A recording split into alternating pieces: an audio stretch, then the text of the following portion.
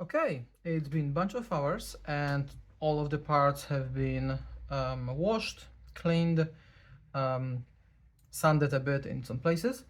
And the question is how to start assembling it in a way that makes sense and ensures that nothing will get bent out of shape down the line. Obviously, some of those parts aren't really straight and some of it are definitely not straight on connectors. So as I touch them up together, it may be a disaster. If the parts would have keys and lock together, that would be easy. I would know where the issue is, but because they don't, I have to figure stuff out.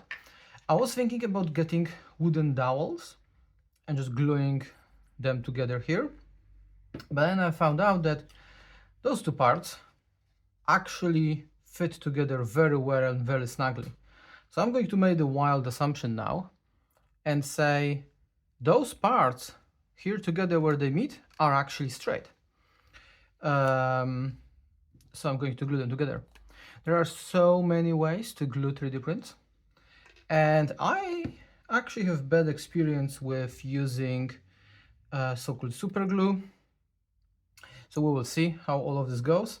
In this exact case, I'm going to use a UV resin. So UV resin, you don't see what I'm doing. I barely see what I'm doing. But I'm just putting some UV resin inside of this. Where is the cup? There's the cup. I'm just moving it slightly so it gets in there, making sure that this is actually the way I want it to be. I just have UV flashlight. So amount of resin there is actually quite a lot. It's like a proper glob there. That will hopefully bond well to both surfaces. I sanded them lightly with high grade, hoping it will grip both of the parts. Generally speaking, I have very good effects when using UV resin as glue. Now I will fast forward this whole thing so you don't have to wait for it to cure, and we will see if this actually holds.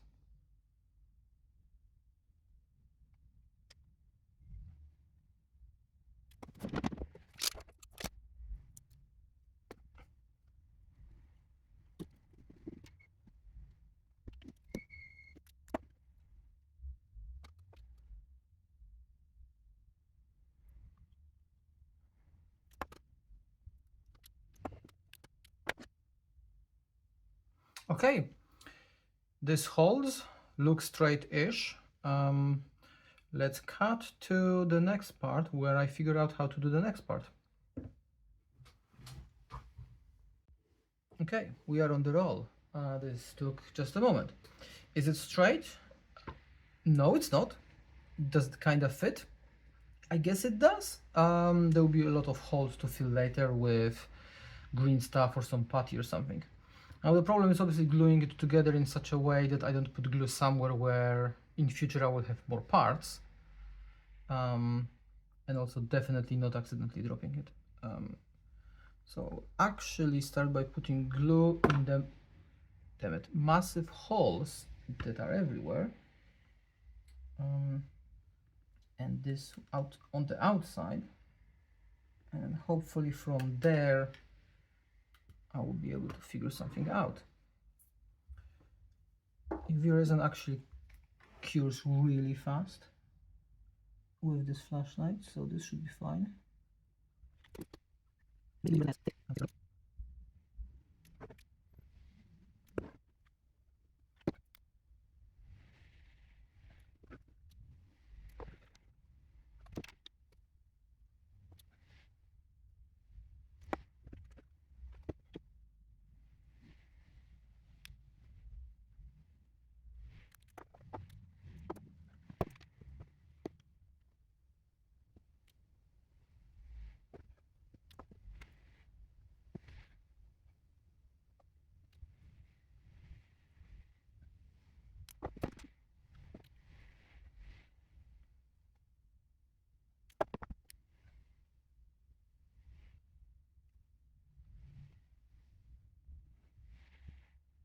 Okay, let's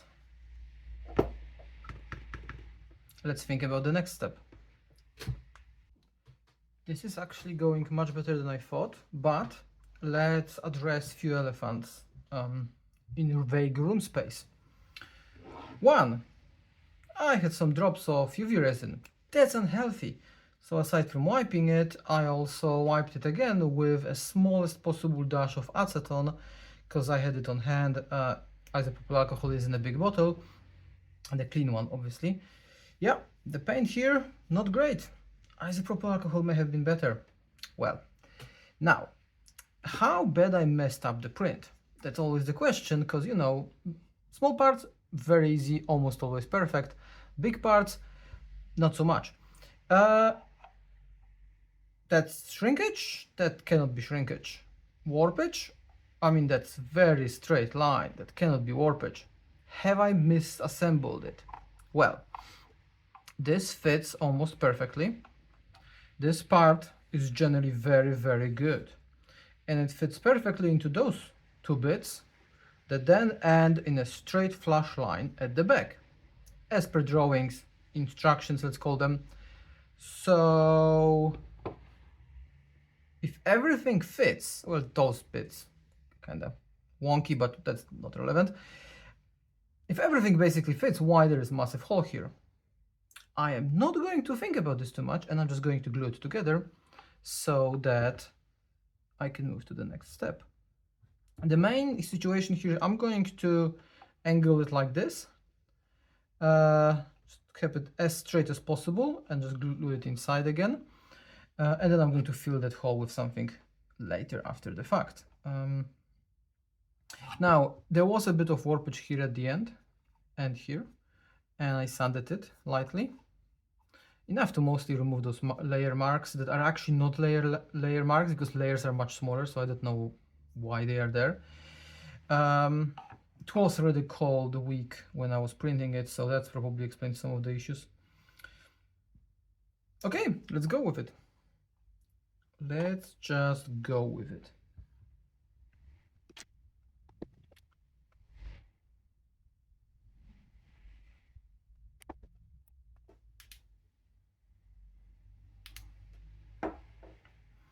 Okay, so this is looking good-ish.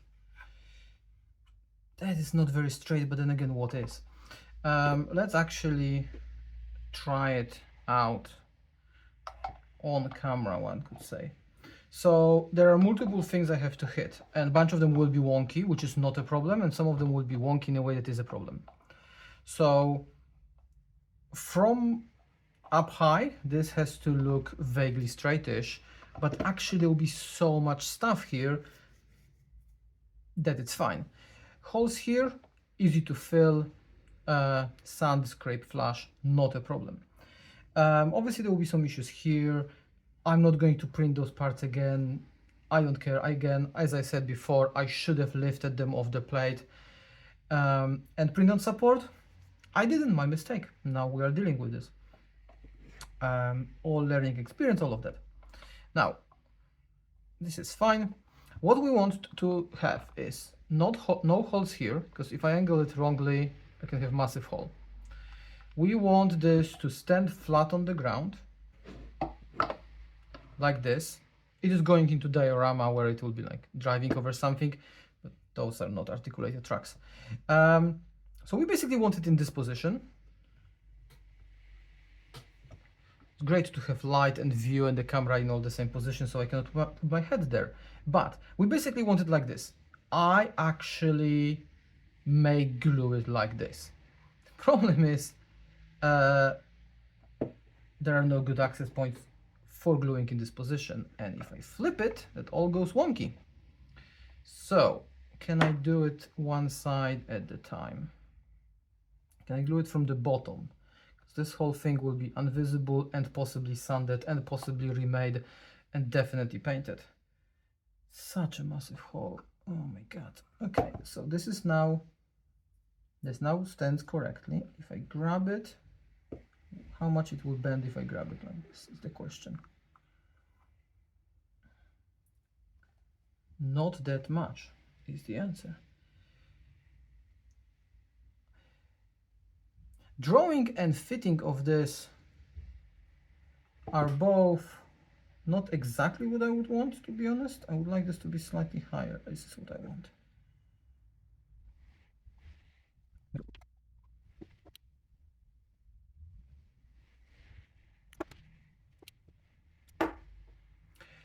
Here's a question. Does treating all of this already UV resin that is cured with UV again is detrimental to the resin? Probably.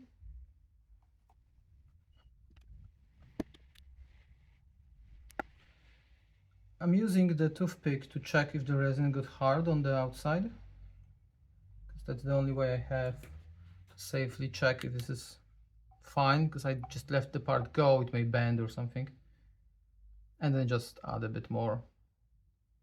If you're feeling, oh, this is not the way to do it, this should be done better, correctly, yeah, it should. It's not going to, because it's me doing it, but it could be done better. Now, this is starting to have a shape of a tank. Now, before I glue this, just out of curiosity, how much sanding will I need to fit this? Oh yeah, the back is definitely bent slightly. I already knew that. Those are like this. It's not that much, but fine. So this will just have to go down. I may actually... I'm not going to force it. I'm going to sand it properly later. Okay. This bit needs to be attached. I cannot glue from the inside at the moment because the big part will go here. Also, the small movable bit of a torrent will go somewhere here. And I don't know how to deal with it. I think what's going to happen is, first of all, it needs magnets here, because I cannot really drill it with those holes here unless those are for guns. I may fill them and then drill a hole from here, or try to drill a hole from here, put the magnets there, because currently the cannon sticks, like, it fits nicely, but you cannot move it up and down. That's silly. So I definitely have to do something with those ends, and then put magnets somewhere. Preferably they would be here at the pivot point, but that's not possible because there's no space here. I could drill straight through and just put a piece of wire there and just mask it and like just rebuild this whole part, because I don't know, I want guns here. I will have to think about this. It will never see game probably. It will just sit as a part of a display, but it's nice to have gun going up and down. And definitely I need some magnets.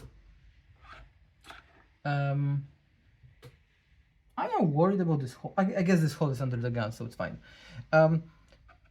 I would like some way for it not to just wobble left and right. So I will also have some magnets here around and on this ring.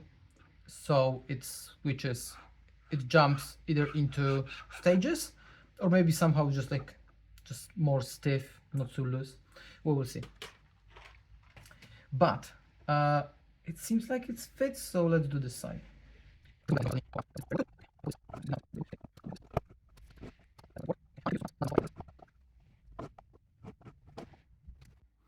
Okay, without the stress of trying to record the video and not put my head in the view, I managed to figure it out, and it's attached. Not well, but it's there.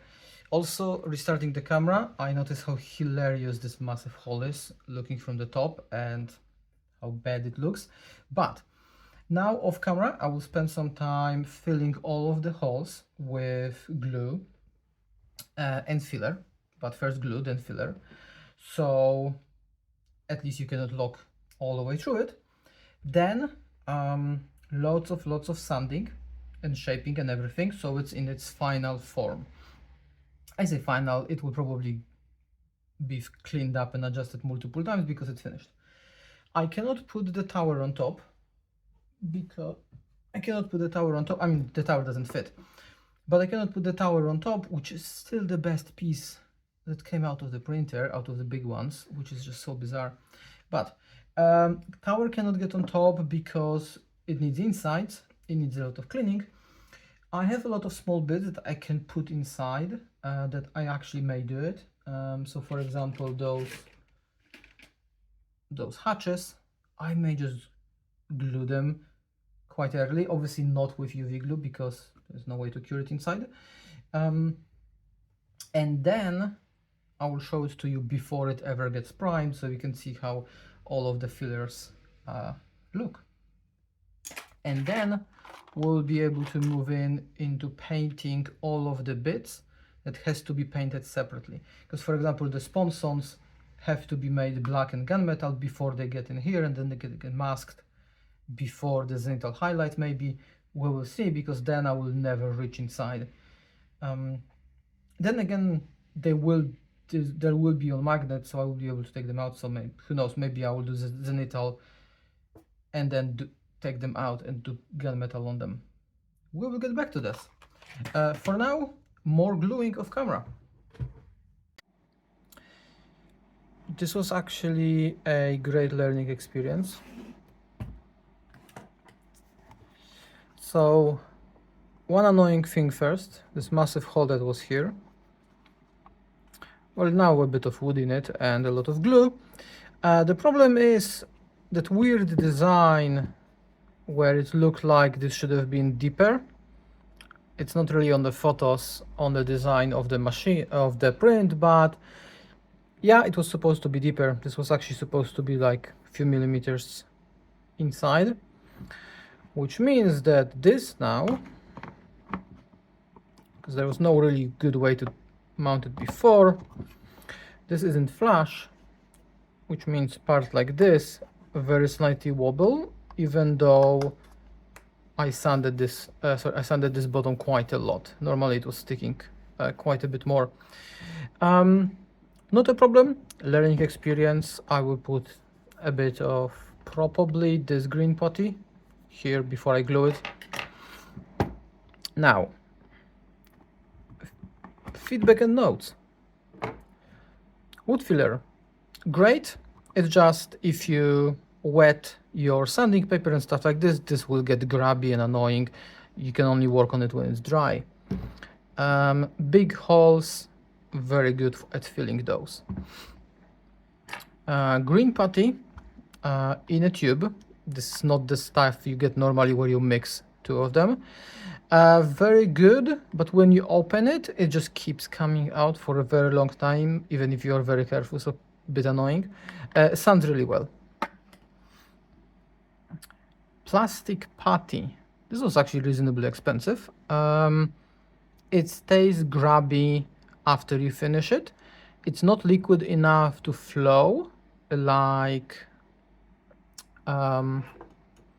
super glue, but it's much more liquidy than the green putty. So I've put it in a few spots. It wasn't really necessary. It is quite good when you use it as a glue.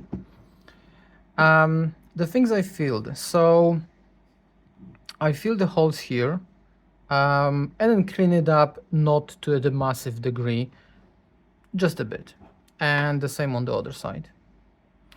I filled some holes here that wasn't really necessary because all of this will be covered, but I did it anyway. I spent quite and I filled all of this and then sanded with needle sanders. I think all of this will be fine. I may fill this a bit more. I decided to put in those spots here, those sponsons, and glue the top and sand it right away. I painted some of those bits in advance because there won't be really an easy way to get paint there after they're assembled. Same with those. I am not going to drill those and use magnets for the turrets, because I think it will be horrible paint to do that, because you will have to drill exactly at the middle of the line. So they'll be just separate like this, and I can still turn them thanks to that. And the other one, this is actually the one that will be here. This one aims, oh, I may have to do some sanding. This one doesn't fit as well here. but it fits well here. That's weird. Okay, so I will have to make this round a bit more, I think, because this one actually fits here. I want rockets to be on the outside. Now, yes, those, it's not great, but I decided fine, whatever. It's obviously glued in. You could technically use very small magnets, but I wasn't going to go crazy with it. This is the first build of this size, and I decided to finish it instead of just working on it forever. The thing I did finish as planned, is there is a magnet here, so the captain or commander will be removable. And also I wanted the barrel to be able to move, but not flop around. So here's what I did. This is this Gorilla Grabby glue, because super glue wasn't enough to glue magnets. So if I grab some magnets, actually just one, I can put this here, and this is just a bit of wood that is glued in that holds the magnet from the bottom. I can grab this magnet here, and now it's just friction, and obviously all of this will be closed inside, so it will be tight fit. And in a similar manner, there's a bit of paper here, all of it is covered in glue with magnets, and there are magnets here. Otherwise I was afraid that the magnets would just pop out of here, the glue wouldn't be strong enough to hold them.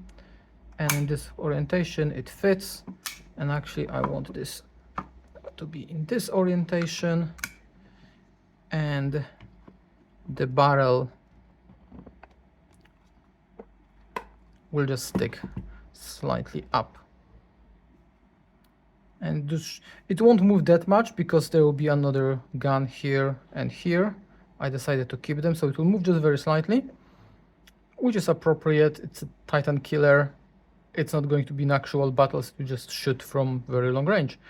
And if I need it, it can technically aim slower, and in future I can just remove it and put a different gun if I want to. I don't expect to do that, but you know, why not?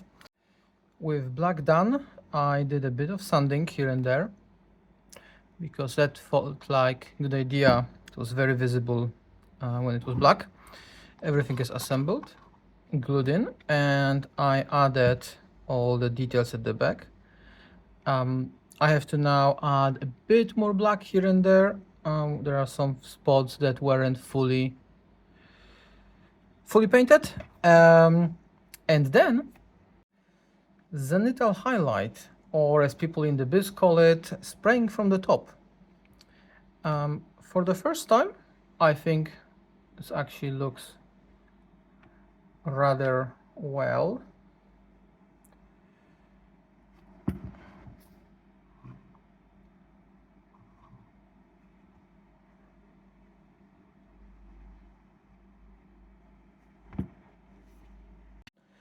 Turns out this paint not actually appropriate for covering something that is supposed to have shadows and such. Everything is now quite uniform. Not a disaster. I could obviously paint it black and do the highlight again, but I'm not going to bother because all of this is basically learning project, and preferably I would have to have a airbrush, which I don't. I'm going to start putting on colors, but I'm not going to be recording this. And I think we are mostly done. I don't want to do too much to it because I don't know what's the actual end effect, and you can do too much. So here's how we are looking right now. What I should do is I should move the camera, but I'm not going to. That sounds like a hassle. Can we focus? We can focus. Okay.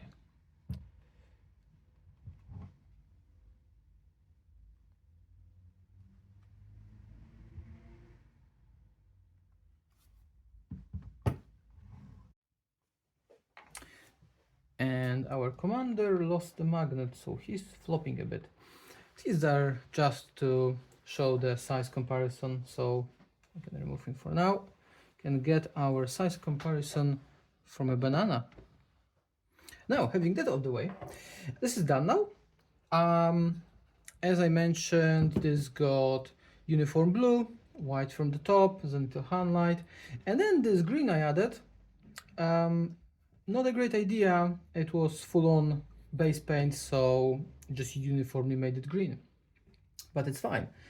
I stippled some black and brown all over interesting bits with the kitchen sponge on the roughest end, and then I added things that I wanted different colors. So I actually made those red because why not? You have to have a weak point. Lots of gold and copper at the back, some smoke, some exhausts. This plasma didn't work out. None of the lights actually work out. This should have been lighter green and then more blue probably if I want a blue light. I'm not fixing it, I'm not touching it, it's done. All of the guns and related pipes got gunmetal, and then black and then brown wash all over this whole thing to tie it all together and make it less perfect, pristine and new. Some of the things didn't work out, but I call it good enough. I'm done with it. I'm happy how it went. It was very good and interesting learning experience. And from here, I can just move in to the next project, and hopefully that one will be better than this one because of all the things I learned. Let's have a close-up look.